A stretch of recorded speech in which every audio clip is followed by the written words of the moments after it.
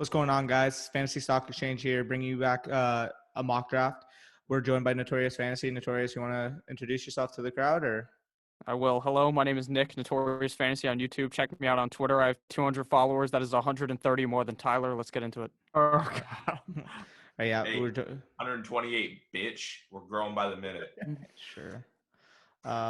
Let's go. Start her up. All right, I have the first pick. This is a 12-team Dynasty Superflex mock draft. With the 101, I'm just going to go CMC. That just seems too obvious to me. Unless you want to go quarterback, Christian McCaffrey's the only pick there. That's what I went with. Agree with that. Hard agree. No, I love McCaffrey as the first guy. I think he's a guy who honestly could do what Gurley did and do the back-to-back RB1, but I think he's going to outperform this past year, mainly because the quarterback situation is perfect for him. I think Teddy Bridgewater is a dump-off machine. That offense is going to be humming for McCaffrey. I'm very, very excited for him. Yeah, I mean, for me, the only other argument at that 101 in the Dynasty would be Patrick Mahomes, simply because this is a super flex. But, I mean, you can't go wrong between those two. Now, I'm looking at the 104 here. Right after Notorious went with Christian McCaffrey, both the quarterbacks, Patrick Mahomes and Lamar Jackson, went off. So, to me, I'm looking at it, 104, four-man tier at the top. This is a no-brainer for me. It's Sacrum Barkley. So, I'm just going to take him here. Again, Sacrum Barkley, maybe the most talented running back in the league. He's set up an offense that's looking to improve their offensive line. He's going to be a key figure in that passing game. I mean, he's got all the upside to really take over as the number one back. I mean, what are you guys' thoughts on Barkley? I think he's the pick there. I completely agree with that pick decision. I really like where he fell to you. I think that'll be about where he'll fall if they do two quarterbacks in the first three picks.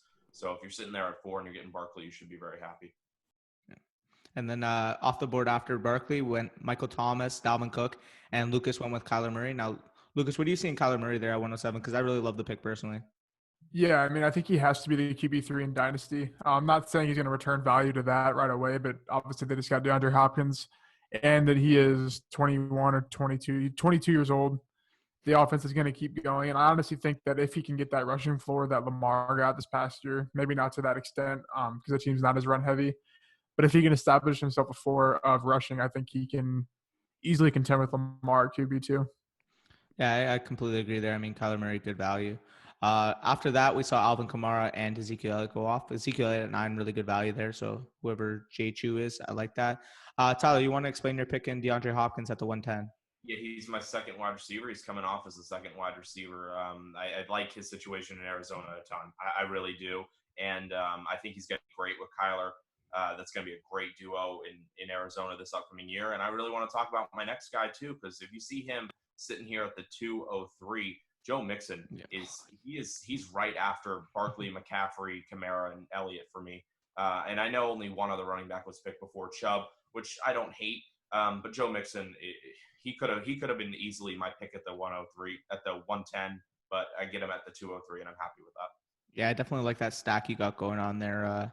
Definitely a formidable duo. So his ADP is like, I don't get why it's so low. Like, I mean, agreed. like I don't see where the value of Chubb and Cook and honestly even Kamara are ahead of him. I mean, I don't want to say that Kamara's like lower than him, but Chubb's 23. He's still on his rookie contract. They're going to pay him come next year or 2 years. I'm not for sure Mixon? when yeah. Who did I say? Chubb? You said Chubb by accident. My bad. I meant Mixon. They're getting Joe Burrow. It's basically a lock. The O-line is building. I don't want to say they built one of the best, not the best defenses. They had one of the best defensive free agency classes that no one's talking about this year. They got a bunch of corners adding depth, and he's going to see a ton of volume. I'm not for sure where he finished last year in terms of – he was 13th in PPR last year, and I think he got hurt for 1 or 2 years and 2 games. And that O-line was just terrible. So I think that's a great pick. I think that – honestly, I think he should be higher in ADP, and I think that'll come throughout the offseason. I'm gonna go here with I think who Daniel is probably trying to get at this pick. I'm gonna show up my QB room here and have 2 QB1s, two top 5 QBs for the next X amount of years, however long you want to put him in for.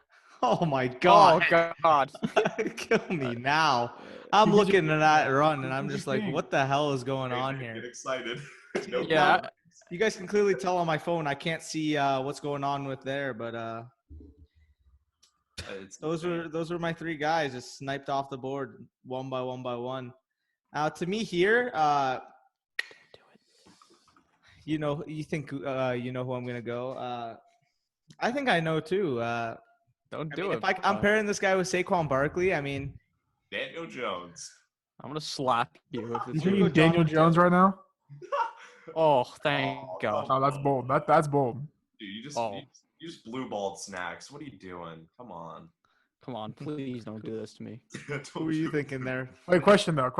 Okay, so you obviously took JT. So you're telling me in your rankings you have him ahead of Miles Sanders, Austin Eckler? I have them ahead of both of those guys, yes, in the Dynasty. Even I'd take Eckler over him. Me too. So even if say Jonathan Taylor lands on, I don't know, the Steelers without a guaranteed starting role. I would take Eckler. And I would actually take JT on the Steelers to me is a huge plus in my opinion. If JT landed on the Steelers, oh my God, put him behind that offensive line. If bummy ass James Conner can produce behind them, just imagine what JT could do behind them. Without passing work, because Jalen Samuels would see all the passing work. Can I peek our bus video that's going to be coming out? 112 attempts for James Conner last year, 106 for Benny Snell.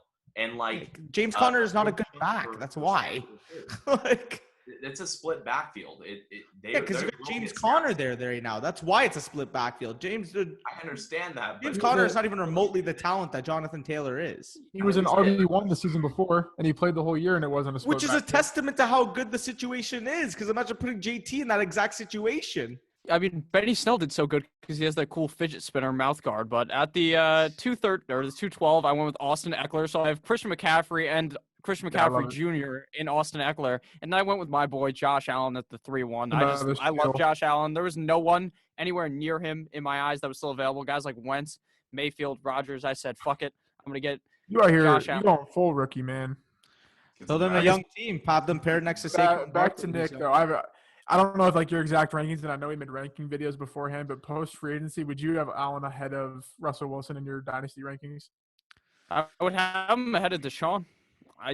That's what I was saying. In the dynasty, I wouldn't. In dynasty? Simply because I would. Simply because I believe too much in Deshaun's talent. I mean, I know the situation looks bad right now, but situations change so often. I'll just take what I know, what I'm getting in Watson. Now, don't get me wrong. Allen is still my number 7, clearly. There's the top 6 for me. Then there's Allen. Then there's everybody else. That's how I view it at this point in time. Again, I just don't think he's the talent the top 6 guys are. But, I mean, he could definitely be a productive fantasy quarterback for the long term, especially with the addition of Stephon Diggs. So, getting him at the 301 there is good value in my opinion. So, yeah, I think even without the addition of Stephon Diggs, he would have been still just as good probably. This just ups him up even more. I mean, Stephon Diggs brings something that they obviously need. I mean, their wide receiver core is not that good. I mean, John Brown was good last year, but Cole Beasley, do you really want to rely on him too much? I mean, you could because he drops 10 fantasy points a game. But the guys around him, like Carson Wentz, I hate Carson Wentz. I think Carson Wentz is a bum. But with that said, I like Josh Allen much more than a guy like Deshaun and even Russell Wilson probably, if I'm being honest. Really? He would have to be my QB. I think he'd be my QB 5. The situation he's in is just way too good to even take a risk on Deshaun Watson now. Watson's O-line is terrible. They're not in line to make that better with no first-round pick. He does not have a single receiver that is capable of getting open against a cornerback one in this league. I mean, you could say Will Fuller, but will cut his name in 3/16 because that's how much he plays in the season. He's not going to play full season. Kenny Stills is terrible. The man that was lit up with the greatest opportunity last year to make a bounce back. They traded, I don't want to say first pick because they got Laramie Tunsil with the deal, but they traded good capital to get him. Terrible. Kiki Kute, they just don't like to use him for whatever reason, and then they just signed Randall Cobb. So I don't know. I think I'm completely off to Sean unless I get him in QB 10 or 11. Not in a dynasty. He's not going to go that low, but redraft. I think we'll see how it kind of falls come summertime. Now, redraft, I completely agree. Redraft, I'm staying away from Deshaun. I just look at it in terms of a dynasty. You're getting a 24-year-old quarterback who's about to most likely sign the second richest contract in NFL history when he's up. Obviously after Mahomes, because nobody's gonna. Yeah, he's gonna sign a deal with Tampa Bay after Brady leaves. So he's not signing back. There's not a chance. There's no way. Want to talk about my pick here real quick? Real quick segue. I have Baker, Aaron Rodgers, Matt Ryan, Jared Goff, and Matthew Stafford. Pass. Baker's trash. hard pass. Aaron Rodgers, hard pass. But I'm looking at these teams on this turn, and they don't have a quarterback either. I feel panicked and put in a situation where I got to grab a quarterback. And I think the best guy out of all of those guys is Matt Stafford here. Ooh. That's crazy me town. Back in the dynasty. Even after even over Jared Goff, Now- Jared Goff who's I guaranteed would to take be there for a him. long time. That And offense is A falling apart. 31-year-old quarterback with back problems scares me at the 310 there. Now, if you're getting him at round 5, round 6 value, I like the pick because I simply think his upside is worth it. Dude, But man, that is to me 310 is just too much of a stretch there. fucking Colin Coward over here won't draft Baker Mayfield, I who's would like not draft young Baker. and actually Oh, has son, potential. son. He's What an idiot! trash. I'm What an good. idiot! Let What me just an check the idiot. other quarterbacks too. And then I hit that roll around, and I got my boy Mark Andrews because, Is this tight end premium? Who Yeah, knows? I believe so. Yeah, yeah, that's what I thought. I would have literally. We'll draft would've- it like it's a tight end premium, whatever. tight end premium. I would have drafted Tua over fucking Matt Stafford I agree. Oh my God, 100. or Herbert the pervert. At this point, who gives a fuck? Well, This kid's I'll an give idiot. Out here, this I guy's out here did mess clowning. that up, but I will give God. myself this. No, you Tua- can't give yourself anything for that. This Garrett, You just this smack Tua- yourself this in the Tua will walk face. into a situation and immediately start. I don't believe he will. Who? Who is this? We're saying he will. Oh, all right. So we'll move on. Tua's 0 games is like almost better than Matt Stafford's 8 game, and then his retirement next season. So I mean, okay, I I'm mean, I not like saying, Stafford's value, but not in a dynasty league in the 3rd fucking I round, think- Tyler. Yeah, What I are need you a starting smoking? quarterback to get it going. okay, obviously it was a little bit of an early pick, but I'd like the point of you taking him because this man's going to be the quarterback for the next Ready? 3-4 years. Yeah. Maybe 4 You know what for- I'm going to do. That's why, Nick, eh? Hey, Yeah. hey, Yeah, do listen, it. my Go next team, I'll get T-Law, I'll get Trevor Lawrence or Nick. Justin Fields next. What's this guy doing? Yeah, I went with Kenny Galladay at my pick. Bang, bang, bang, bang, bang. Yeah, I went with Kenny Galladay at my pick. It was either him or Cortland Sutton. To me, Kenny Galladay had to be the pick. The man was wide receiver 2 overall until Matt Stafford got hurt. That team is not going to be having much positive game script this coming year, so I think they're just going to keep chucking the ball. Marvin Jones is getting older, and I'm not for sure if they even have Danny Amendola. I don't think it's going to matter too much, but I think Kenny Galladay is one step ahead of Cortland Sutton as of now. But I don't mind the Cortland Sutton pick either, there, Danny. I definitely agree with that. I mean, those were the 2 guys left on my board that I was really considering. I mean, along with Tua, because if Tua made it back to me, it would have been definitely hard to pass him up. But in terms of receivers there, Cortland Sutton and Kenny Galladay were clearly the top 2 left and probably a tier above everyone else at this point, in my opinion. Now, Allen Robinson, I think, was a great value, especially there at the 4-12 too. And Calvin Ridley, like that's a great pairing. But just for me, I know that I have this quarterback situation pretty set up. I like you may not think so as a Broncos fan because you don't want to like toot your own horn yet, but I love what I saw from Drew Lock last year. I really think he has potential to be a good, solid quarterback in this league. And in that offense, I mean, you're adding Pat Shermer with the high passing percentage that he's going to bring. Cortland Sutton is just an animal, flat out. Like he played fantastic last year, and getting him on my team here at the 409, I really like how I'm stacking up right now. So it's back to my pick again. Nick went Allen Robinson, Calvin Ridley, 2 solid young picks right there. I kind of got sniped a little bit on Stephon Diggs. It hurts a little bit simply because I think the volume he's going to get is going to be even more than last year, 94 targets.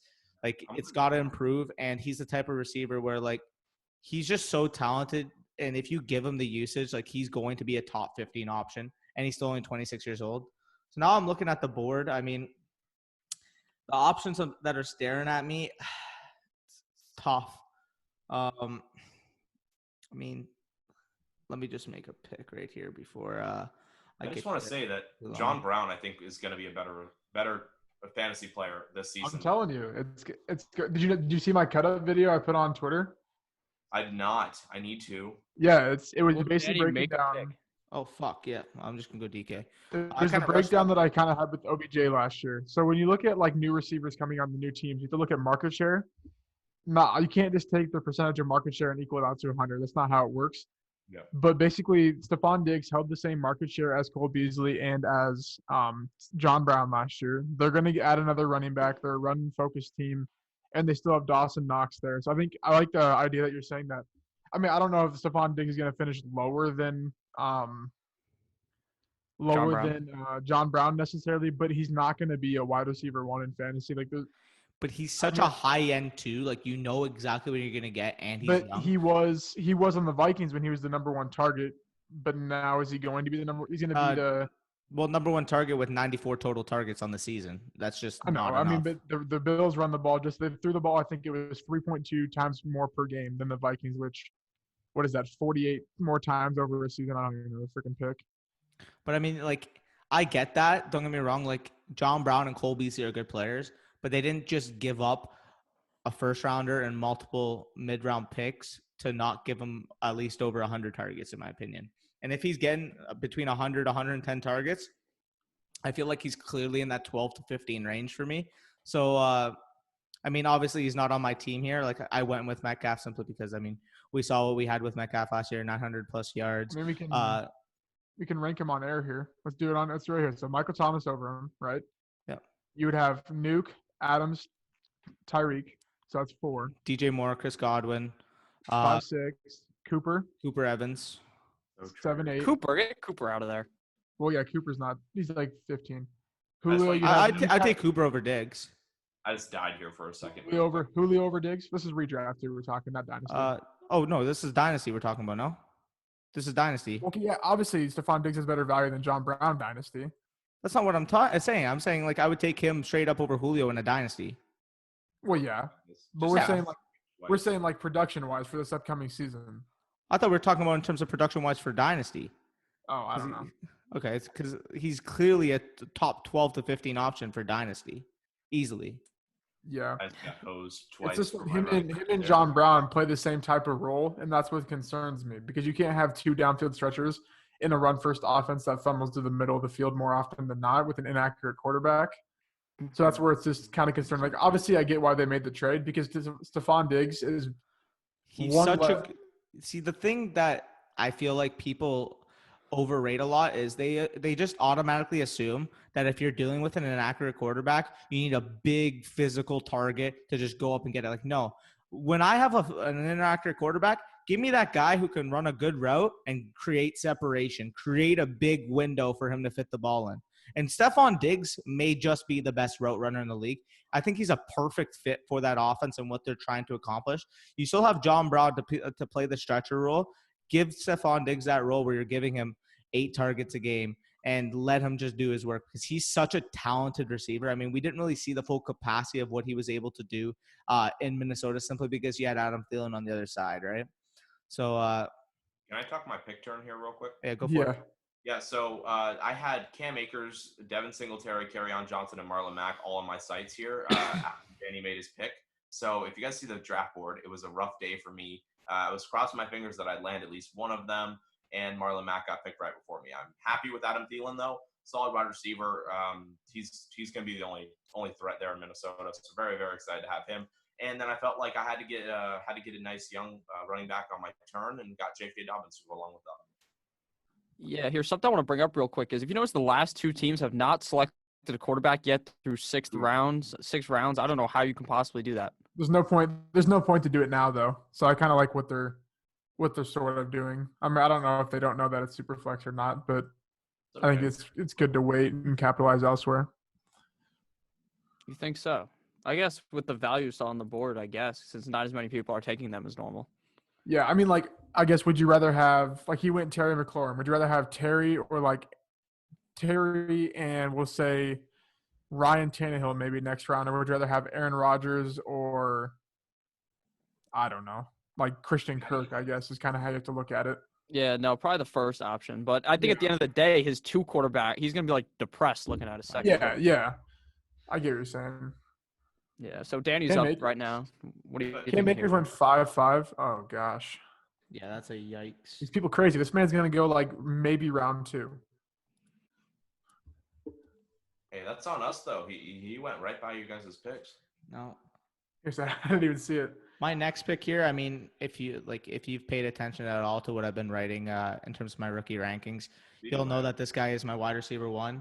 So getting him here, I mean, I just think it's incredible value. I'm building a really young foundational roster here. I mean, all of my picks are super young, super talented.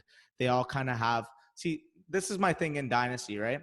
you want to draft players that are in a similar age range. So that way, when they hit their peak, it's all at the same time. So I'm drafting guys that are under 24 years old right now, expecting to peak in about 3 or 4 years. So that's my main goal, because you don't want to be a middling team. You want to either tank right away or you want to build a contender right away, or else, because if you're a middling team, you're just going to be in that 106, 107 spot like every year. You won't get good rookie picks and you won't be a contender for the championship.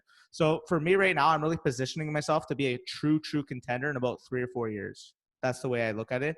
I mean, it could be sooner, especially if Sacrum Barkley and Jonathan Taylor could absolutely carry that team.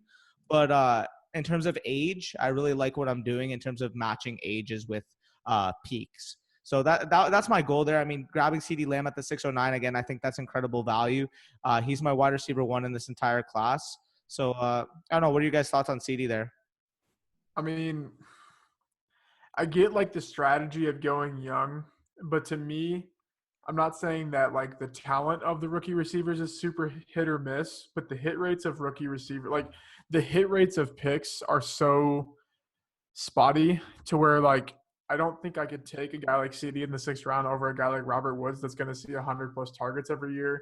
That was my other consideration. I just thought of like the construction of my team as to why I went with that. But again, yeah, Robert Woods there, he's going to get fed the ball, especially if they trade Brandon Cooks. I mean, if you guys have ever seen on Twitter, Brandon Cooks literally tweeted out, "Free me."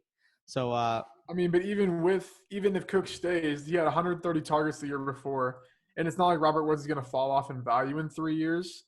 So that's where I guess I kind of like have pause when I go into like rookie drafts. Because like obviously like you need to have rookie picks and not all of them are going to miss. But like who's to say CeeDee doesn't go to the Jets and then he's behind Adam Gase for the first 3 years of his career with no O-line and Sam Darnold. You know what I'm saying? So I think speaking of Sam Darnold, gonna take him here. Ooh, awesome. Ooh, now your team's going to all get mono. Buffalo's defense got better. On. I think the Patriots are worse, but I think that division's going to be a lot tougher than people think.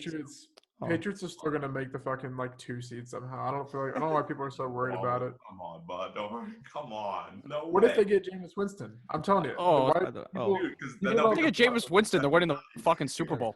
By the way, because Bill Belichick is going to tell the man, like, if you throw in the interception, you're not playing. And then he's going to throw like 5,000 yards and 40 touchdowns and be the MVP. I'm actually just going to speak on my Darnold pick. Personally, at the 704 there, I mean, in terms of my roster construction again, I love Sam Darnold in terms of a dynasty because I know what I'm getting with him. He's a young, talented quarterback whose situation is going to be as bad as it's going to be for the next few years. I mean, they got draft capital. They have free agency money. They're going to build that team around him. I mean, the flashes I saw last year really point to him being a future stud. And I mean, at those picks, those two picks there, I was really considering Darnold and Daniel Jones. One got picked before, so I had my guy. I mean, I know you guys might differ a little bit on Sam Darnold. I just believe in the talent, and the situation is going to get better over time. And I'm in no rush to absolutely compete right away. So, what are your guys' thoughts? Yeah, I mean, you have the worst quarterback in New York. I got Josh Allen. Daniel Jones has been already taken, so you got the worst one. Obviously, he's Better than fell Daniel Jones. that late. Come on. Nope. He's better. Worse is an understatement. Better than Sam Darnold. No, he's not. Daniel Jones would fucking run laps around Sam Darnold. Sam Darnold's a bum. The man's wide receiver 1 is Rashad Perriman. Sam Darnold can't even do a push-up. That's why it's a process, man. I don't expect to compete right away. That's why I define that pick. Does your process involve them firing Adam Gase like in the next couple of years? That's not happening. That's never happening. Even if it doesn't, I mean, he produced last year when he was on the field. He was like the quarterback 27. Yeah, but he also missed like 3 or 4 games. He missed 1, 2, 3 games. Yeah. And he was quarterback 27. Yeah, so if we check his points per game, he's probably closer to 20, 24. Not 24, probably like 20 to 22. And then you take in that situation, it's going to get better. So taking him here at what, 1, 2, 3, 4, 5, I mean, 6, is it 7. going to get better? Did you see the way they spent their free agency money? I took him as the quarterback 17 off the board in a dynasty. I mean, I'm about to pick some guy that I know you're missing that you could have easily taken in there. That was definitely going to produce better and in the long term for talk sure. About Gardner? Him for one. I mean, like I'm not even talking about him. You could take Mitchell. I would take Darnold over both those guys. Dude, I'd take Trubisky over everyone in this draft. Anyways, I think you guys are just sleeping on Darnold. Like what I saw from him last year was just phenomenal. Think about this. So you're taking. What did Darnold, you watch that I wasn't watching? Thank you. I'm so confused. Did you not see it? Like he took one of the worst rosters in the league to a 7-win season. Oh, they weren't. Think about. They Think about Have you saw their offensive line? No, Tyler. Have you even seen their offensive line play? Yes, I've seen their. That's the worst thing I've ever fucking seen. And they didn't add a single offensive lineman. They didn't improve it at all. Yeah, they did. You got Connor McGovern, and they signed a couple tackles. Yeah, they got McGregor's fucking cousin. Come on. That's still improvement. Okay, They I have a have the question. 11th overall pick in the draft. They have capital in the second round to add to that receiving core. I mean, like this When is have the like Jets literally hurt- what we saw last year is the worst the Jets offense is going to be in the next 3 or 4 years at the very least. So what is Darnold's season in the next 3 years? Ceiling in the next 3 years is easily in the top 10. Easily. Quarterback 15 is the roof. Give me Dude, a break. Jameis. Okay, then here, think about this. So why wouldn't, if you're playing long game, why wouldn't you go floor with Kirk Cousins, who's going to be there for the next 3 years to finish his I'm not QB taking a 50? 34-year-old quarterback to build around a young team. But he's going to be playing for the next 3 years. Okay, but I'm talking about long term. I want to start competing you in the next 3 taking- years, but I'm still gonna have a range when they hit their peak. They're not just gonna hit their peak for 1 year and 3 years and stop. Like once they're 26, they're gonna peak until they're 29 years old, give or take, and then they're gonna start regressing. So I'm gonna have that period of time for Sam Darnold to develop. By the time that even happens, Kirk Cousins may very well be out of the fucking league. Like the Vikings have been talking about taking a successor. I don't know how long. I got the best quarterback. You should have taken Drew Lock. I don't know why you didn't take him. He was in my consideration. It was definitely between Darnold and Locke for me. I believe that Darnold is an overall better talent. And Talent doesn't matter when you're a quarterback, though. Oh, 100%. But I feel like he has a better hold on the job long term, if that makes any sense. I believe in Drew Lock, but like, have we even seen it happen for more than a 3-4 game sample size at the end of last season? I mean, have you seen it with Sam Darnold? When have you saw seen it all last year? When he played, he was good. 7. Yeah, check his points per game. Check it. All right, we'll check it. I don't know who to freaking pick here. What is it, 7 points per game? While you guys are checking that real quick, out of those 5 quarterbacks that went off, Rodgers, Jimmy G, Drew Lock, I actually have it, Kirk Cousins. Let me know what's my pick, by the way. And then Herbert. I think Drew Lock's the best guy out of that. And I agree. feel really good about That's who I was going to take. Herbert was a panic pick. I didn't know who to pick there. Gotcha. I honestly wonder what the guy who drafted Jimmy Garoppolo and has a Chiefs logo as his sleeper picture was thinking. He saw himself 21 that would expose him. Quarterback 21 on points per game. What was the points per game, though? Can we also look at that? 15.95 with literally the worst offensive situation in the league. And what was Drew Lock's? It's higher, but he had a better offensive situation. Again, I feel like that's the absolute floor we're going to see from Darnold, and the team is committed to building around him.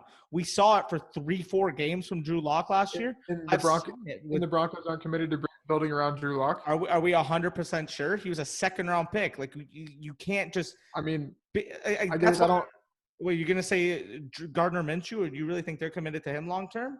I don't see where they're committed to building around Sam Darnold. They didn't spend any cap this offseason to give him assets. I'm just making my They got him one offensive lineman. Who's to say they aren't going to take another offensive lineman maybe, or they're probably going to take a receiver they don't need at pick 11 or 10 or whatever they're at.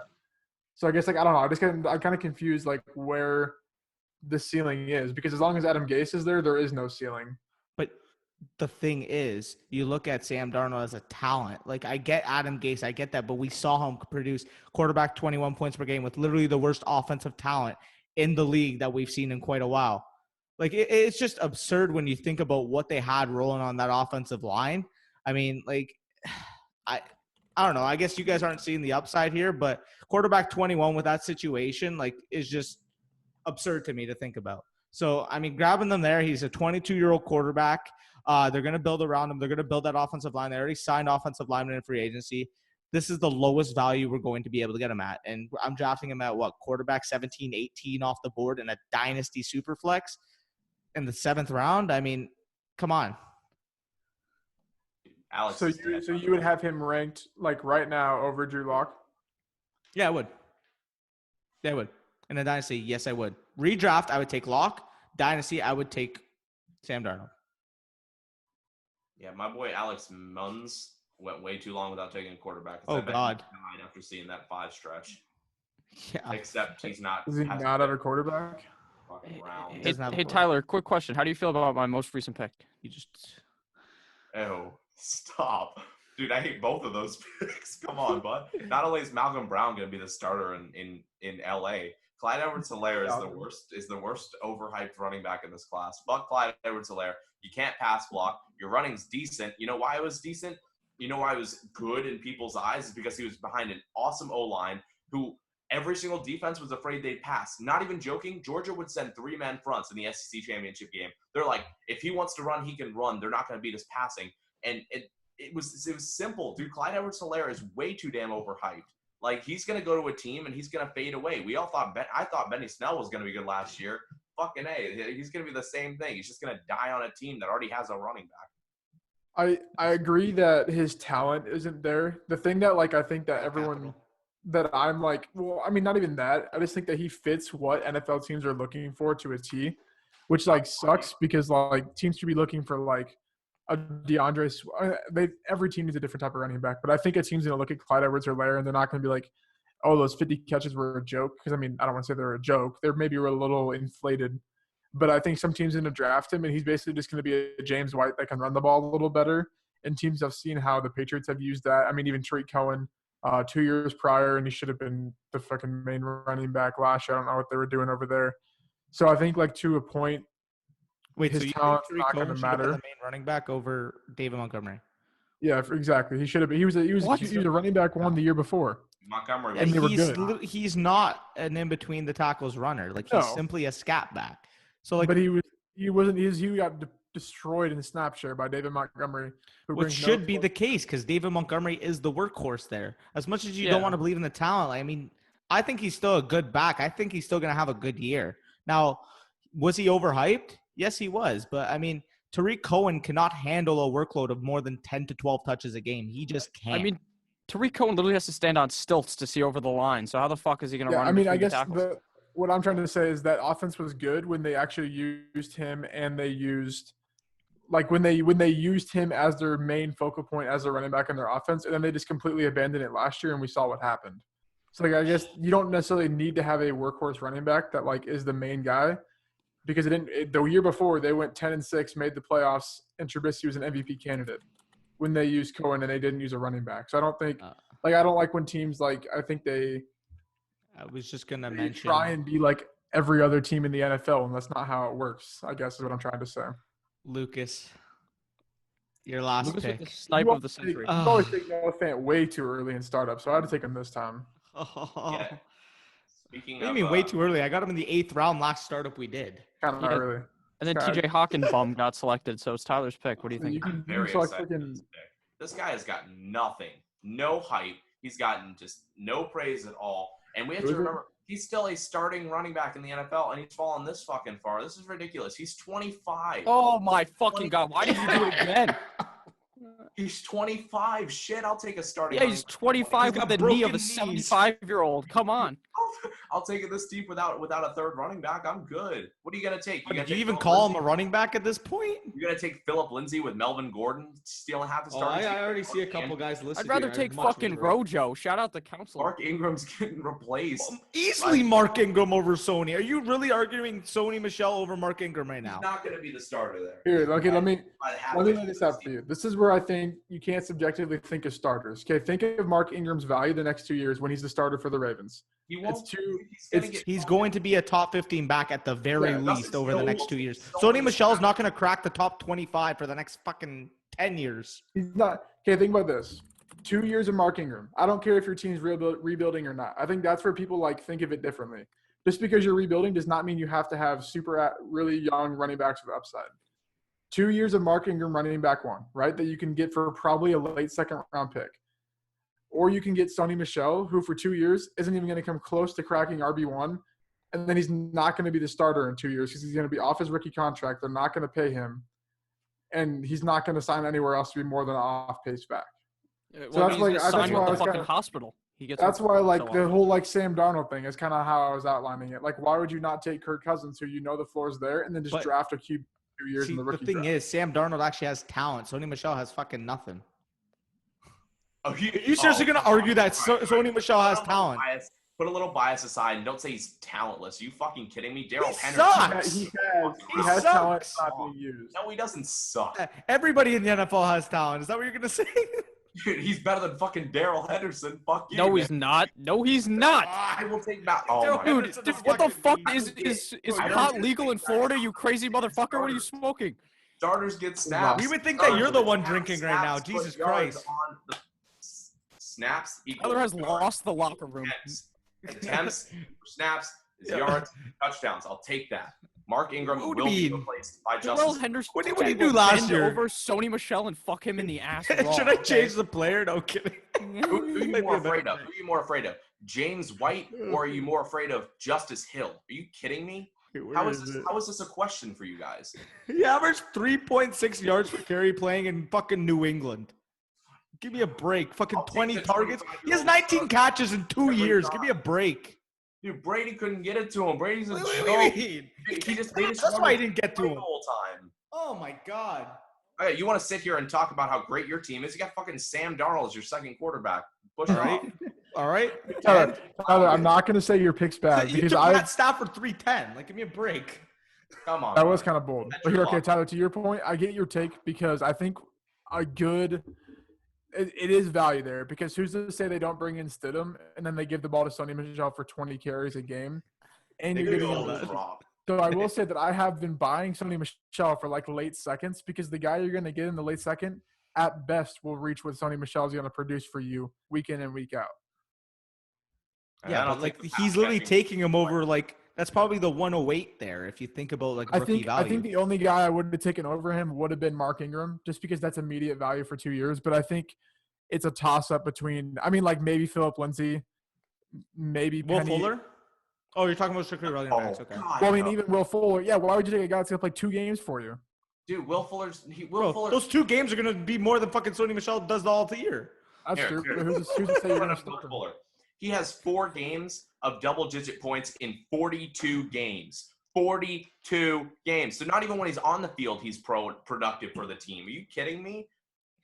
That's funny because he's gonna be everyone's like sleeper going into the season. He's gonna Good. have like Let him Oh, I'm be. definitely Let him off he's him. gonna have in like terms of- 6th-round ADP. It's gonna be awesome. This guy's gonna be garbage. I'm Will definitely Fuller's- off him in terms of where he's gonna end up going. But man, like, give me him over fucking Sony Michel. Give me myself at running back over Sony Michel. Give me a break here.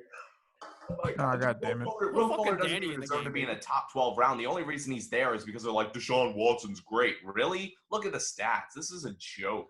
Talk about Deshaun. Now you're making fun of Deshaun Watson. Yes, I am. Oh God. Dude, being a That's like DeAndre Hopkins owner makes it hurts. I mean, Deshaun Watson might go run at Tyler and fucking tear his ACL, so be careful, Oh my Tyler. God, dude, what a joke. Dude, he's yet to complete a full season. You really want to play with that? Come on. I'm pretty sure he didn't he last year? No. Deshaun Watson or Will No, Fuller? no, Will Fuller. I'm sorry. Oh, Yeah, we're talking about Watson played a Deshaun full season Watson. last year. Well, it's about Will Fuller, though, so Henry Ruggs. betting myself. All right. All Love it. right. All right. Henry Ruggs, Will Fuller, part 2. Facts. I don't get that. Like, how do you take Henry Ruggs over AJ Green, a dude that's going to put up 1,000 yards if he's healthy? Like, I don't know. I guess I look at it a little different because Well, AJ Green's not going to be healthy though. Yeah, he's definitely not gonna be healthy. Emmanuel Sanders came back last year from the same surgery. Yeah, but fucking Yeah, but Green AJ Green has- 3 years. Yeah. Oh, no, I get what you're saying. I get what you're saying. Yeah, but to be fair though, that Henry Ruggs was a bad pick because he should have picked the guy I just took right now. Oh, you bastard! That's what I was gonna pick. It's between him and Reagor for me, but I take Reagor a lot, so I just kind of wanted to spice it up. So, I mean, you saw what Jefferson did. National championship team. Him and Chase just formed literally the most lethal freaking wide receiver duo we have seen in college in I don't know how long. I mean, like if you're going to talk quartet, obviously you're going to bring up Alabama, but yeah, no, Jefferson was just phenomenal, and he's going to get top 30 draft capital. So depending on where he goes, I mean, he's going to get right away wide receiver 2, wide receiver 1B type targets. So I mean, getting him in the 10th round of a startup is a steal in my opinion. So what are you guys' thoughts on him? And obviously, Nick just. I mean, it's a good pick. It's just tough, I think, to take a guy like that who he could fall to the Eagles or he could fall to like the Chiefs or something. I'm not saying that would hurt his stock at all. I just think it's I mean, it's the 10th round pick anyways, and I don't think it's bad. I think that'll be right around where his ADP is come post draft time. I think he'll land on the Eagles or like the Vikings or something. Yeah, I mean, any of you guys want to add to? By the way, I was gonna elaborate on my own pick, but No, it's all good. You can keep going. Again, like draft capital, the fit, regardless of where he goes, he's going to get targets right away. I mean, my thing here is, again, like I've said it and I've said it again. I mean, the team I've constructed is designed to compete in 3 or 4 years. That's kind of what I did by taking Jonathan Taylor and Joe Burrow right off the bat.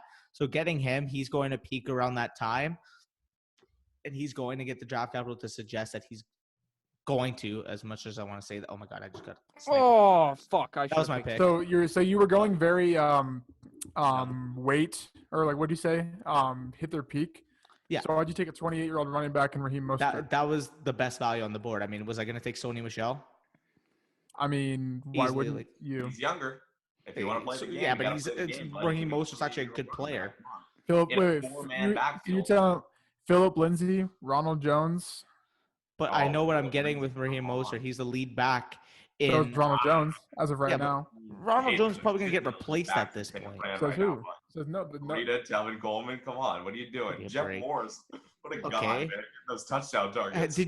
Tyler, did you not see what Raheem Mostert did down the stretch last year? I did. 'Cause I That's more than Sony Michel's done in his entire career. Mm, What do you mean? that's inaccurate, bud. How is it inaccurate? He averaged 5.7 yards per carry on the season and literally led them to the Super Bowl with how good he was in the playoffs. That's more than Sony Michel's done in his entire career. All right. Okay. Yeah. All right. Okay. Going with my next pick, I mean, Dallas Goddard. I mean, at this point, obviously, I probably would have taken my quarterback 3, but given that this was only 11 rounds, just kind of wanted to fill out the roster for the video. I mean, I look at Dallas Goddard. Ertz is on a 1-year contract. He's displayed how talented of a tight end he is. He's going to give you probably about tight end 14, 15 type of production this year. And in following years, he easily could jump into the top 8. So, I love his talent. I love his age. And in Philly, he's probably going to stay. Ertz is going to be gone. I just love his upside. What are you guys' thoughts on Goddard? I like Goddard actually for the future. I think that Ertz is going to be out. Like you said, Ertz has 1 more year. You said he's fucking out of there. Goddard is actually a very good talent. Him and Ertz probably this year will have similar snaps on offense. I think that Goddard will eventually, probably not this year, but I guess next year when he's gone, he's going to be a certified beast. He was good even last year being the second guy. He had multiple weeks where he was a guy that you would have been very happy starting, where he did way better than Ertz. So I would definitely love Goddard back in the draft. I went with O.J. Howard at the 11-1 strictly because I didn't see Hayden Hurst available. I would have picked him. But I actually like O.J. Howard with Tom Brady, but that's just like a 2-year play. I mean, how good is O.J. Howard really? I don't know. But in the 11th round, I think he's a very talented player. And, I mean, regardless of whether he stays in Tampa or not, if the situation ends up being good, heck, he re-signs in Tampa, you got a stud player there. And if it doesn't get any better, say he doesn't get targets, he's not going to stay there. He's going to sign somewhere. He's probably going to get a good deal. I mean, he's shown over the past how good of a talent he is. He's gotten first-round draft capital. He's athletic.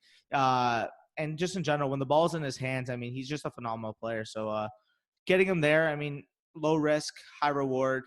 Those are my thoughts on that. So I know Lucas wanted to add. Sorry for cutting you off by accident there. No, I mean, I think that when it comes to these late round tight ends, I think that you need to, especially since we're really doing 11 rounds, obviously it's a little bit subjective. You just need to build for upside in a way. Because, I mean, if you look at it, like Mike Gesicki's still out there who's going to see at least 70 targets this year unless they add like a CD Lamb or a big name receiver.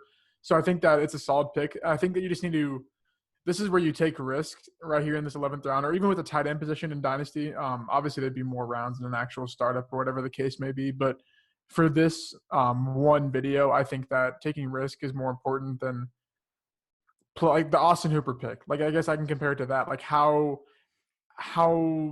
high is Austin Hooper's ceiling in the long term with David Njoku? That's still going to be there, I guess, is what I'm trying to break down. But yeah, I like the O.J. Howard pick. I think that it's going to be I don't want to say it's going to be guaranteed production, but I kind of have a feeling that it's going to turn out well for him. Yeah, I have a good feeling as well. I'm just worried about Cameron Brate being there as well. Like, you just never know. It could be a Aaron Hernandez, Rob Gronkowski situation over there. You know what I'm saying? I agree. All right, so before we end the video, this isn't even my video. I'm taking over right here. Let's recap everyone's team. So I was first. So my team was Christian McCaffrey, Austin Eckler, Josh Allen, Allen Robinson, Calvin Ridley, Robert Woods, Matty Ice, Darrell Henderson, Clyde Edwards-Helaire, Jalen Reagor, and O.J. Howard. Give me a grade, A, B, C, D, I like it. I like it. I mean, you got your quarterback position filled out. Top 2 picks, again, McCaffrey, Eckler, they're going to be involved in the passing game in their respective offenses. I expect them both to be, at the very minimum, McCaffrey being I think he's going to be the RB1, but, I mean, if you want to throw Saquon there, whatever, he's going to, at the very least, be a top 2 option. Eckler's going to produce off his last season. He's guaranteed to be, at the very least, top 14. I mean, but yeah, I'm not going to project your whole team in terms of where I think they're going to finish. But yeah, no, I like what I'm seeing. You got the upside at your receivers. Matt Ryan's going to give you a steady floor, coupled with Josh Allen's upside. And you actually sniped me with that back-to-back with the Henderson, Clyde Edwards-Helaire picks. I was going to take them where I took Mostert. So good on you there. I like your team. If I were to grade it, I would probably give it I would say probably an A-, to be honest. I really like it. Thank you very much. I love you, Nick. I'm going to go B- though. Your quarterbacks are great. The first 2 picks are great. I like Ridley. I don't really believe in Allen Robinson, mainly because it's still Trubisky. Oh, Nick Foles. Top 10 quarterback last year. If Nick Foles is that quarterback, he's going to be a top 5 fantasy wide receiver. He's literally so good. Top 10. The man finished number 8 in PPR.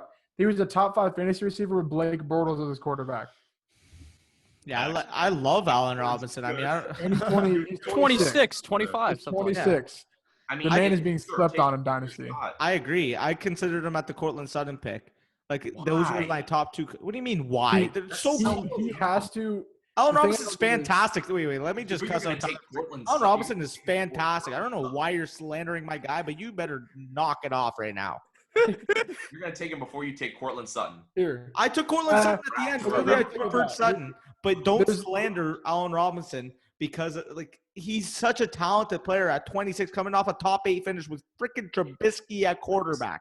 I just don't want to hear that Nick Foles can carry a wide receiver because he didn't in Jacksonville at all. So he got fucking hurt. He didn't play. Allen Robinson doesn't need to be carried. Clearly, he finished wide receiver 8 last year with freaking Trubisky. Yeah. And it's not about Trubisky. If you're going to say that Nick Foles is going to be the starter, let's look at Nick Foles. Stop looking at Trubisky. Yeah, Super Bowl Foles champion. Is better than Trubisky. Super Bowl champion. Fantasy-wise, is he? Hold off. Yes. Hold off. I believe that. You're talking about talent. You cannot say that Foles has more talent than Mitchell Trubisky. You're really going to make a talent argument for Trubisky? How could you say he has more talent? Wait, I mean, Foles can see the left side of the field. Trubisky can't. Trubisky didn't even know how to fucking talk about a defense in his Gruden interview.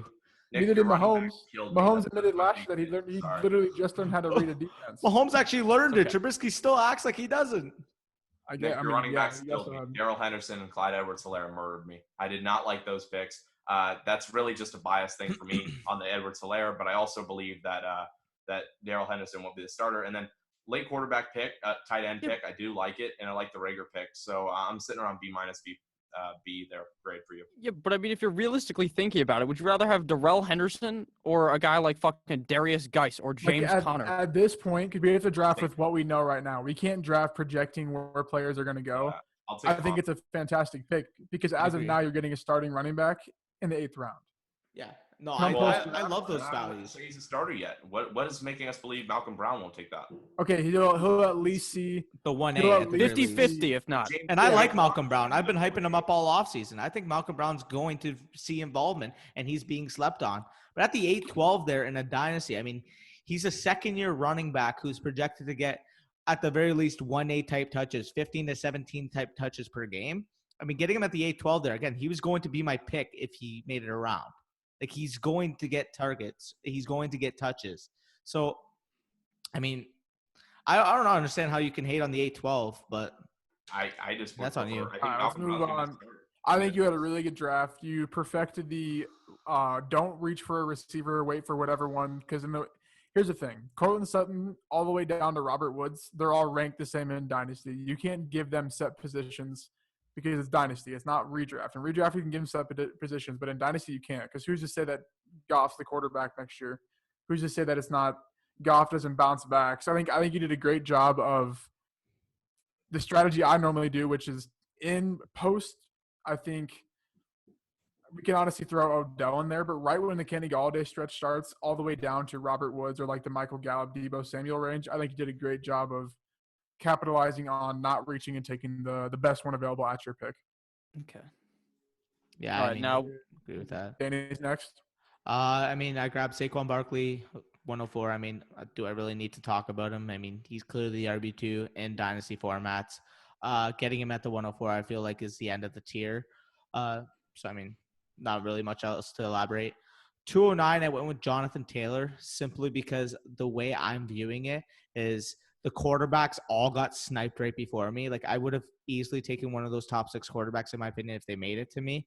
They're my top 6 in Dynasty. They all got sniped before me. So it made my decision tough. Now I considered options like DJ Moore, Austin Eckler, DeAndre Swift, and at that spot, even Josh Allen at that spot. But I just felt like Jonathan Taylor's stock is only going to rise even like as soon as we get to the draft day, because people are going to say, oh my God, this guy, like he height, weight, speed freak. Like we've seen him. Like personally, I have Swift and him so close to my rankings. I prefer to mix it up here. Now I have Swift a little bit ahead of him, but I mix it up in drafts just because simply they're literally 1A, 1B for me at this point. Like there's no distinguishing for them because they're both probably going to get top 40 capital if we're going to predict what's going to happen in draft. Now, at the 209, I just simply think there's so many situations that are going to cause his value to rise in high second round territory, especially if he gets top 40 capital, especially if he gets a decent situation, which should be happening because, you look at the teams that need running back, most of the situations at this point and who good. Who are those teams? That's what I was going to ask you. What teams are actually going to spend the capital that need a running back? Jonathan Taylor could easily end up in a team like you guys might not like Miami, but I like the touches I'm getting there with Miami. Just go by division. So okay. AFC West, Miami.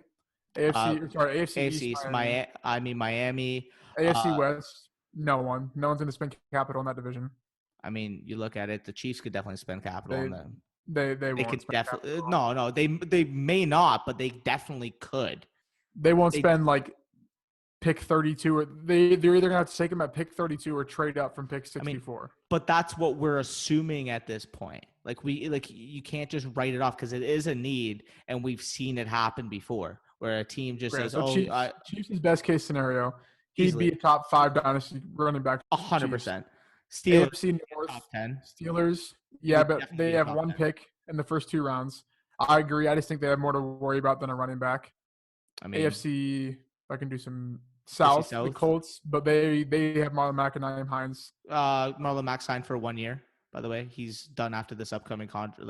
Let him run for a year and then draft one next year. I just think there's too little teams that actually need the running back and have the capital, or the team needs to spend it. But all the teams that do have great situations for him to step in. That's why I'm looking at it. There's so little teams that need it, but regardless of where he ends up, it's most likely going to be a good situation. So getting him at the 209 here, I just feel like his value is the lowest it's going to be.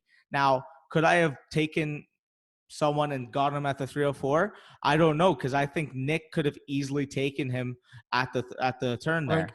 I have a question. So say he lands on, let's just say the Dolphins. Is he going to hit 132 attempts? Easily. 108 targets? 108 targets for a running back? No way.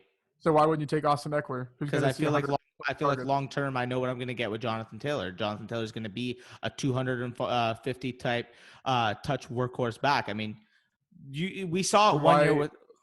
Wait, what? Yeah, so why isn't? I guess I don't know. We don't have to spend all. I considered Eckler at that spot, but I'm looking at it. I'm getting the youth with Jonathan Taylor. I'm getting the workhorse aspect to him. For all we know, the Chargers may add a tandem back in the draft, and it would not kill Eckler's value, but it would certainly make it so that he's not going to be valued higher than Taylor, in my opinion.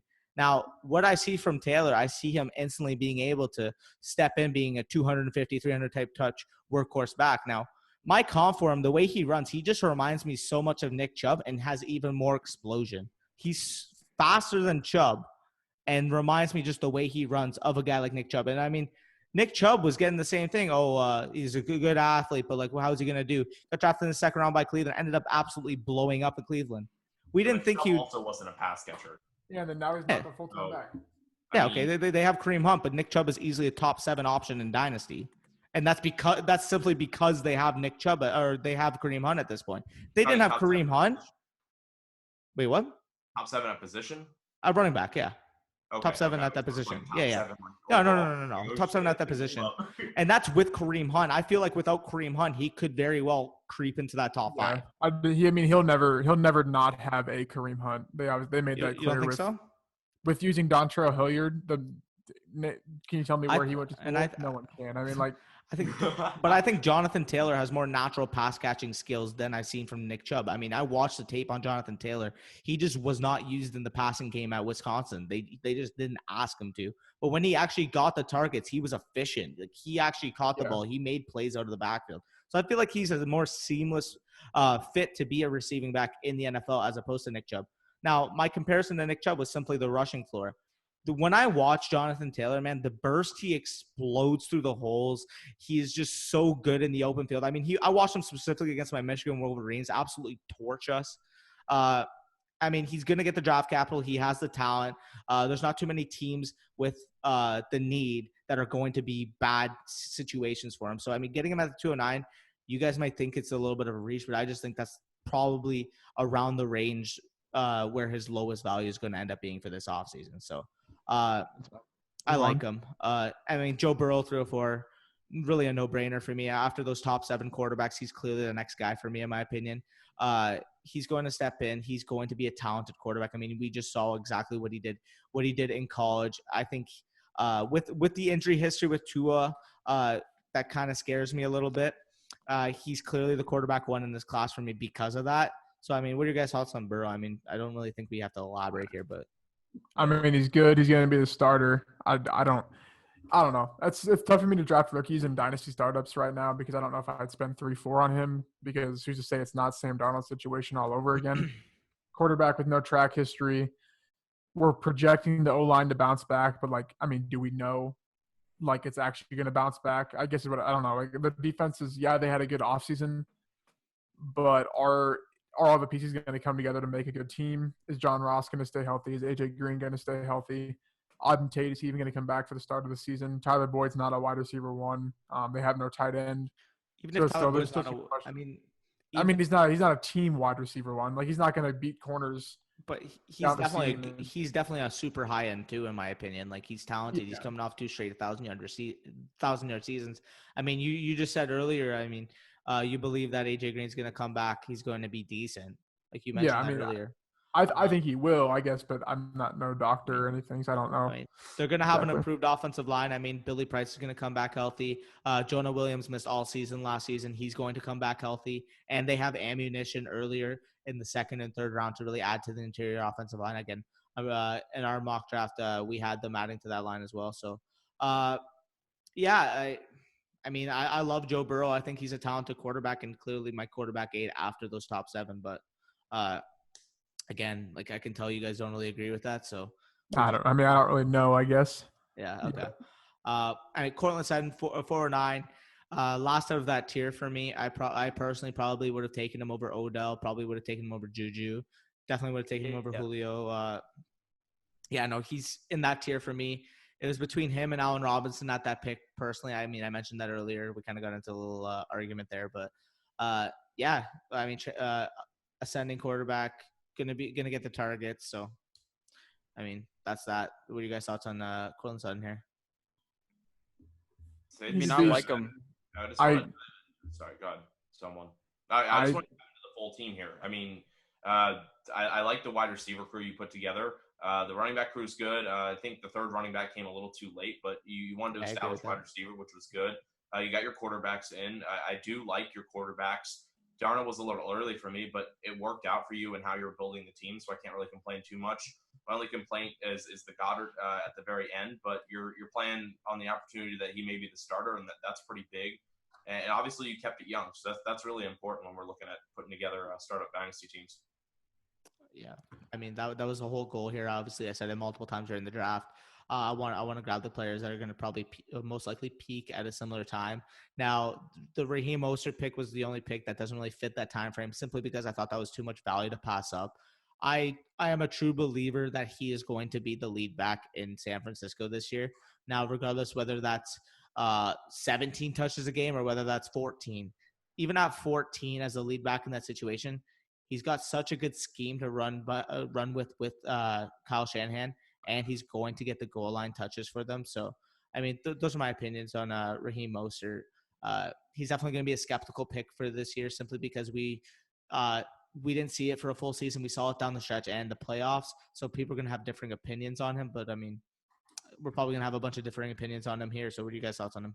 Yeah, I'm going to slap a big old A- on this, mainly because of what you're going with was really, really good. I liked how you structured this team. I think anything A or above is definitely correct. With how you built this team, it's got to be in the A range, obviously. Really young, you kept with your theme, which was good. You didn't tail off of it. Obviously, Mostert, I understand your mindset on picking him, so I can't really complain about that. You stayed young and you stayed with potential. I like that a lot. Yeah, I'd probably go B plus range because I hate Sam Darnold. So like, I just couldn't pick it. I mean, Joe Burrow and Sam Darnold together just confused me a bit because I could see Burrow being a top 10 quarterback in a couple of years, or I could see him being like not so good because obviously he only really had one successful season in college, one of the best seasons in college ever. To many, but I think that the team overall is pretty good. The running backs, wide receivers, tight ends, I like Dallas Goddard. I'm a bit worried about Mostert. I know we pivoted off of him, but there's so many guys. It's a crowded backfield, but he did emerge as that guy in the playoffs. In the Super Bowl, he played quite well. But overall, I think it's a good team. So I'm not hating on the team or anything. I just think it's pretty good. All right. Sprinting over to Move Lucas. on. Yeah. It's you, Lucas. What are you saying? I mean, I don't know. I think you had a good plan going forward, but that Darnold pick. You don't like it. I don't like. We'll talk about it on so many other dynasty videos. I just don't see where, like, literally, Kirk Cousins is gonna put up better numbers for the next 3 years than Darnold. And who's to say that Gase is not still there? Their O-line is better. Le'Veon Bell's still gonna command 200 plus touches on that contract. They're not gonna get rid of Le'Veon Bell. We can't project him to have a starting receiver because we saw this year last. They could have had so many receiving weapons this year with the cap space they had. They did nothing. And then you look at guys like Drew. I'd rather have Jameis Winston, not at that pick. Obviously, I'd wait and get Jameis Winston, but I'd rather have Drew Lock at that pick. Honestly, Jimmy G, who's, if you're saying building for Jimmy G. Yeah, no, not Jimmy G. Come on. Why not? You're building Jimmy for G the could long very term. well get replaced in 2 years. Why? He just went to the Super Bowl. Yeah, once his guarantees are up, he showed. What did he show in the Super Bowl? He's freaking garbage. What did Sam Darnold show in the last 2 years for him his eyes to actually look down the field? Sam Darnold's actually showcased talent with absolutely the worst situation on offense in the NFL. I mean, taking Garoppolo over him is just out of line. I don't know what Jets game you're watching. Wait, I'm still, what do you mean? Still a little lost on that one. He threw 19 touchdowns this year in 13 games. It's arguably, like, not even arguably, the worst offensive core in the NFL. Easily. What do you mean? Why? The worst offensive in the league, bar none. And other than Robbie Anderson, like, what did he have going for him? Crowder. Miami's in their division. Come on. Don't roll your eyes. You know damn well Miami's. Yeah, that's where I'm just confused. Like, why is this team? Devontae Parker, Preston Williams. Oh, don't defend that receiver crew. Don't start. Better than the Jets. You can argue it's not better than the Jets. You can't say Devontae Parker and Preston Williams. Preston Williams played half the season. It was Devontae Parker and a mixture of Albert Wilson. Anything that the Jets have ever had, pretty much. Robbie Anderson, Jamison Crowder. I'm pretty sure their wide receiver, like 7, was Demaryius Thomas. You can argue Demaryius Thomas now, Lucas. Come on, man. Demaryius Thomas. Demaryius freaking Thomas. Watch all these Jets games. The fact that he was on their roster just shows how bad of a receiving crew they had. The Broncos had Tim Patrick on their roster. They had a CFL receiver that signed Sean Hamilton, baby. Oh, now you're gonna diss the CFL. Okay. Let's move on. CFL. Give me grades for my team. All right, Lucas's team is Kyler Murray, Dak Prescott, Leonard Fournette, Kenny Golladay, Devin Singletary, Michael Gallup, Devontae Parker, Justin Herbert, Noah Fant, Ronald Jones, and Teddy Roosevelt Bridgewater. A lot of quarterbacks. Screams a lot of quarterbacks. Running back depth is rough. Man, those running back crew looks bad. I hate Singletary personally. This is what's going to happen if you go 2 quarterbacks in your first. You don't build dynasty teams around running backs.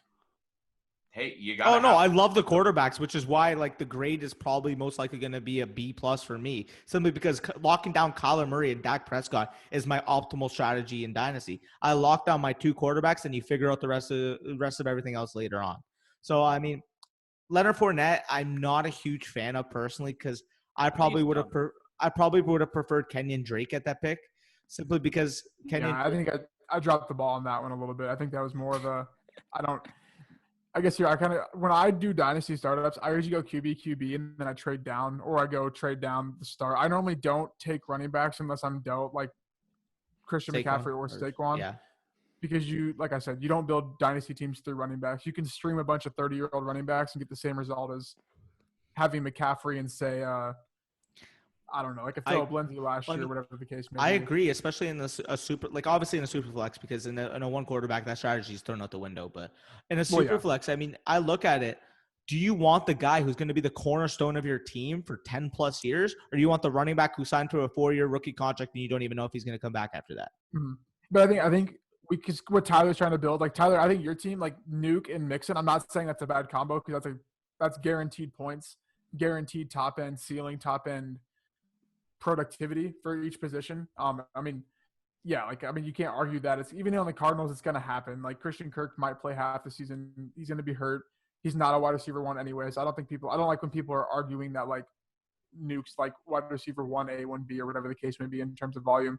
Yeah, your Stafford, we can just kind of like go back and forth. Like my team is just built for immediate winning. I mean, I agree. I didn't want that initially, but seeing how Hopkins and what is it, Mixon fell to me, and then I went with Stafford and I went with Andrews. And sure, I'm young in some places, but damn, this is a team that like it could win right now, and I'm quite happy with that, with how it's stacking up with the rest of the league.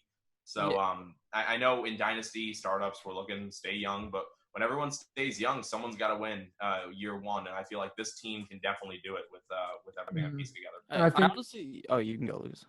I guess I was gonna say, like, I think since you were mentioning how you don't go quarterback early, I think that's a decision you need to make when you go into a startup. Like before because you obviously went no quarterback. I think you should have not taken Stafford. I agree. Or not like just Stafford, but I don't think you should have taken a quarterback at that pick. I think you should have just kept adding to the weapons on your team. Because, like, here's the deal. You could have gotten Tom Brady in the 9th round, and I'm not saying he's going to have exact production as Matthew Stafford, but you could have had 4 quarterbacks that are all old and those later picks. And obviously it sucks to have to stream and figure that out every week. But if you – I don't want to say if you're good at it. If you're smart about it, you'll get the same production. But then you're going to have that huge advantage when it comes to the other positions. So I think it's kind of like – it's hard to grade because there's so much that goes into this, and obviously we're not having an actual league or whatever the case may be. So it's just kind of tough to like actually get a grade. I mean, I'm looking at, like, obviously, like, we've harped on it a lot, but I'm looking at that Stafford pick. I'm just looking at the quarterbacks alone that went off in the 4th round, and I'm like, would I rather have Jared Goff over Stafford in a dynasty? I would. Would I rather have Tua Tagovailoa over Stafford in a dynasty? I would. Would I rather have Baker Mayfield over Matthew Stafford in Dynasty? I would. So that's why it would prohibit me from giving it higher than most likely a B, in my opinion, simply because of that. I just look at it. I mean, if you're going to wait on quarterback, you probably should have waited at the very least, probably to where you got Thielen. So hypothetically, you probably could have gotten A.J. Brown there and then switched Thielen with like a Tannehill or a Matt Ryan, and I probably would have liked Thielen a lot. I'm plenty okay with having Thielen on this team. Over A.J. Brown? I love Thielen. No, don't get me wrong. I built this team, yes. Wait. You say over A.J. Brown? On his team. On how he built this team. This is a win now. I don't want to take the hit and miss A.J. Brown right now. I think he's going to be incredible in the future. I do believe that. Don't get me wrong. One sec. Would you rather have Matt? So you would rather have Matt Stafford and Adam Thielen over A.J. Brown and Matt Ryan in a dynasty? But I mean, okay. So it's kind of like what I was asking you with the Sam Darnold question. It's the same question. I actually like Matt Ryan. It was between him and Matt Stafford. I was really hoping he'd roll back around to me, which obviously is a joke to think that he would have. But thanks, Nick, for that snipe. Yeah, go fuck yourself. But overall, I think that this team is very good, especially if we're talking, if this is tight end premium, like we said it was. Yeah. Mark Andrews is going to put up huge fucking numbers in a tight end premium league. So that's what boosts his team. It's probably around a B to me because I would have personally have rather waited on Matt Stafford. I know we've just fucking told him he's a dumbass for a whole video for doing that. But overall, I think that his team is pretty good and could easily win now. As long as J.K. Dobbins is any good, because I fucking hate Sony Michel, and now I hate James White because of no Tom Brady. So, yeah, I agree. Lucas, what are you thinking? In this league. I'm going all the way first year, and then I'm going to rebuild the rest of the seasons. I don't even care. Like I said, it's too hard to actually give it a subjective grade because there's no rookie picks attached. There's no rookie draft after. I mean, obviously you shouldn't have picked Stafford. Not saying that you shouldn't have, but obviously that was a reach. It is tight end premium. I love the Andrews pick. He's just going to see an uptick in snaps. I don't know about production without – because the man played on 53% of snaps and produced at what he did. So obviously there's going to be a regression if he plays 53% of the snaps, but I don't think he will without Hayden Hurst there. So that's a bump up for him. The Thielen pick, if you're winning now, why wouldn't you take Thielen? Thielen is going to be a top 15 receiver if he stays healthy solely based on volume. You can't – I agree. You can't you can argue that, but there's the numbers are there if he stays healthy. So you can't say in your if he stays healthy because if every player stays healthy, you know what I'm saying? Yep. So I think that it's a great pick. I like the Dobbins because I think Dobbins is going to slide into a team like the Steelers or the Rams that I think Dobbins might go day 2. I think that's just what it's going to come down to. I think he will easily. I think all of them go day 2. I think it's tough to project because we don't know the flow of it, and obviously now with what we're in, there's no pro days, there's no meetings, there's no workouts with teams. So what's to say that someone doesn't like AJ Dillon over J.K. Dobbins? We're not going to go into. I could see a team like the Bills doing that. Honestly, third round, taking a guy like AJ Dillon just to complement Devin Singletary, which is why we didn't really get into the finer details of your team, which is why I'm really scared about Devin Singletary. I mean, we're gonna be dropping. But I mean, it's why would it's not like Devin Singletary's job's gonna get taken. Oh, I know. I'm just worried about the actual upside of him. The floor is going to be there. He's going to probably be a low end RB3 or RB2, sorry, high end RB3 for the foreseeable future. I just don't see him potentially breaking the top 10 simply because of. I'm gonna get into it because he's part of my RB bust video. But I don't see the upside with him personally, but I mean, this is so early in the off season. If they don't add it back, everything can completely change. So that's just my personal thoughts on it. What do you guys think? I mean, they drafted him in the 3rd round last year, and they basically gave him the starting role. Obviously Frank Gore was there, but they basically gave him the starting role. So I don't see where, they could draft a running back, but anyone could draft a running back. The Broncos still might draft a running back.